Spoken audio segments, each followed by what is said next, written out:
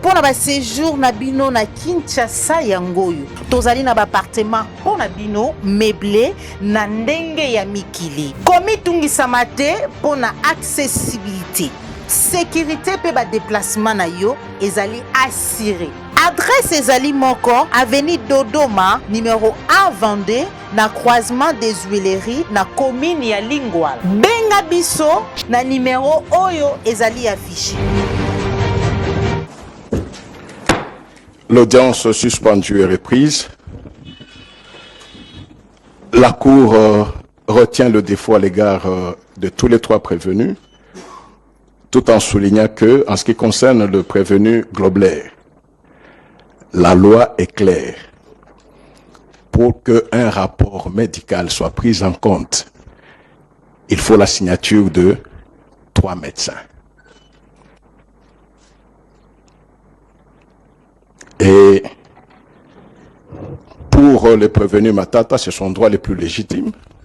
On ne revient pas sur ce que le procureur général a dit, mais on souligne tout simplement que la Cour n'a pas connaissance d'une quelconque décision ou prise de position de l'Assemblée nationale. Les députés peuvent parler, ils sont libres.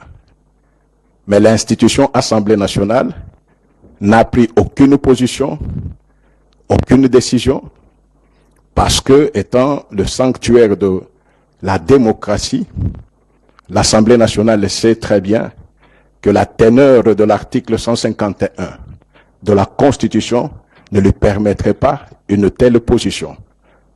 L'indépendance du pouvoir judiciaire est consacrée et l'interaction entre institutions doit être respectée. Cet article dit très bien que l'Assemblée nationale ne peut ni donner d'injonction au pouvoir judiciaire, ni intervenir dans un procès en cours. L'Assemblée nationale, étant au courant de cela, a normalement pris aucune position contrairement à ce qui peut être dit. Ce faisant, nous continuons. Monsieur le greffier, vous actez que l'instruction qui a commencé à l'audience passée continue. Au fait, le prévenu Matata, en ce moment-là, était Premier ministre. En principe, ce n'est pas lui qui gère. Quelle est sa responsabilité? Lui n'est que Premier ministre. Merci, Monsieur le Président. C'est parce que le projet était piloté au niveau de la primature. Et il y avait une cellule que le Premier ministre honoraire avait mise en place. C'est à cette cellule qu'appartenait Madame Ida, qui fit par après, elle était conseillère à la primature à l'époque, qui a été nommée par après pour assurer la direction de cette société. Mais nous avons aussi trouvé certaines références de lettres par lesquelles les premiers ministres demandaient au ministre délégué des Finances, parce qu'en ce moment-là, il existait le ministre délégué chargé des Finances.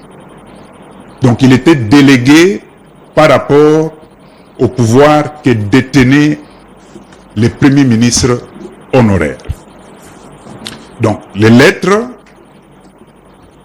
qui demandaient de payer en urgence, et la plupart de ces dépenses étaient exécutées en utilisant la procédure exceptionnelle. Donc c'était hors la chaîne. Donc il fallait débourser cet argent-là par la procédure exceptionnelle. Et cette procédure est activée si le ministre des Finances est en charge des Finances, il écrit une lettre à la banque. Et la banque s'exécute. La régularisation vient après. Et dans le cas d'espèce, le ministre qui gérait les finances à l'époque était le ministre délégué chargé des finances. Ce qui fait qu'une telle lettre devrait provenir du Premier ministre, parce qu'il y a des dépenses comme ça. Merci. Vous permettez, Monsieur le Président? Attendez, Monsieur le procureur général. Pour un tel projet, il y a des ministres sectoriels. La Cour veut savoir si le travail de préparation, d'élaboration du projet a pris combien de temps et quels sont les ministres sectoriels qui ont préparé avant que le démarrage ne soit lancé.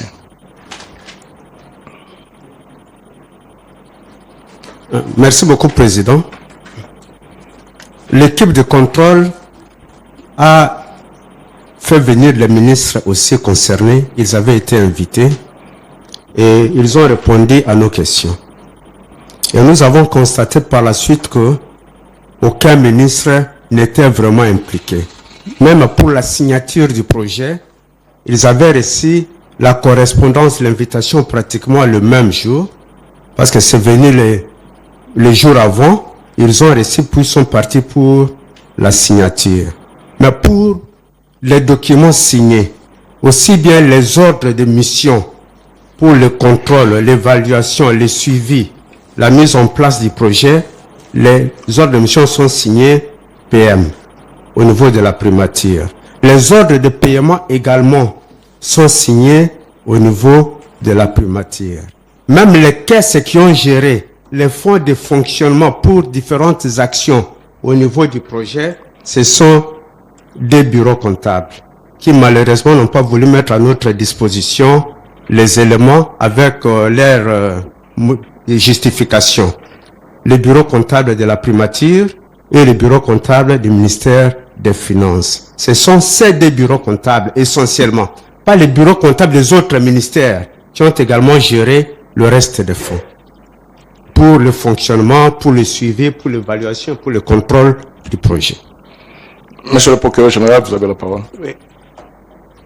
Merci, Monsieur le Président. À propos de la question que vous avez, dans toute votre discrétion, posée aux inspecteurs, je voulais donner une précision parce que lors de l'instruction préjuridictionnelle, nous avons eu à entendre les différents membres du gouvernement honoraires. Nous avons entendu le ministre de l'Agriculture à l'époque, je crois que c'était M. Kabemouéou, le ministre honoraire à l'industrie, je crois M. Moussoungaï, le ministre honoraire des Finances, M. Moulangiav, le ministre délégué aux Finances, M. Kitebi, et la sénatrice honoraire Ida Kamonji, qui était à l'époque conseillère à la primature. Tous, unanimement, ont déclaré n'avoir pas été associés dans la conception, réalisation et l'exécution de ces projets. Et d'ailleurs, la ministre Munga Messozi, ministre honoraire, s'était même insurgé, je crois que c'est acté au procès-verbal, pour dire qu'on ne devrait pas la mêler à cette affaire parce qu'elle n'était même pas associée à quelque niveau que ce soit.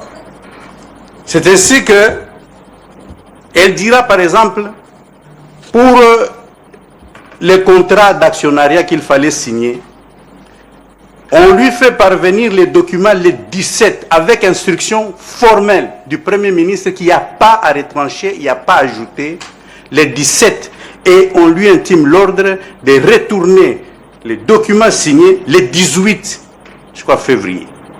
C'est ce qu'elle avait fait et elle a dit je n'ai même pas eu le temps d'examiner la teneur de ces conventions, donc on ne peut même pas m'associer à cela.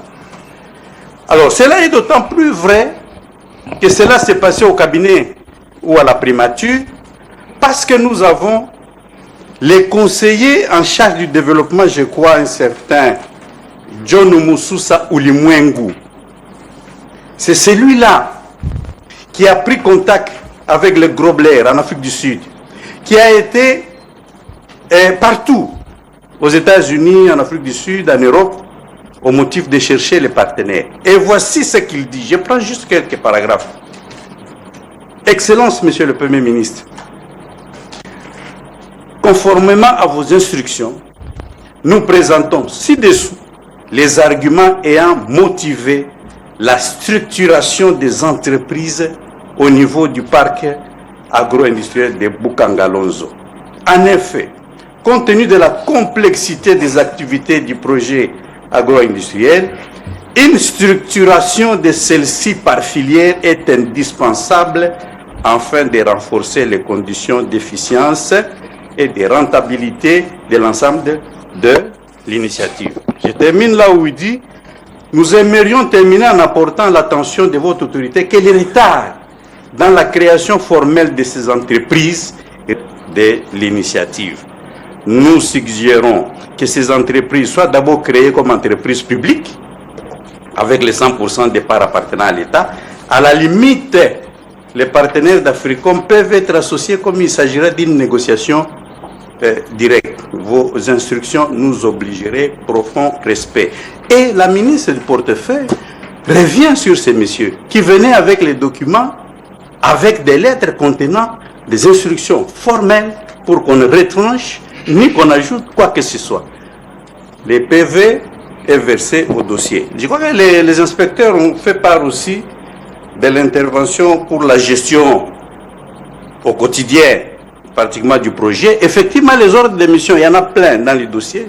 Tous les ordres de mission sont signés par le Premier ministre, accordés aux membres du cabinet, donc de la primature, pour effectuer les missions, entre guillemets, des contrôles. Bon, apparemment, c'était des missions de villégiature. Et les fonds transités par le comptable code 0506 de la primature. Donc, comme il vous a été dit, aucun ministère n'a été associé ni dans les décaissements, ni dans l'engagement des fonds, si ce n'est que la primature sur ordre formel du prévenu Matata. J'ai dit, et c'est la précision que je voulais donner. Merci, chers collègues.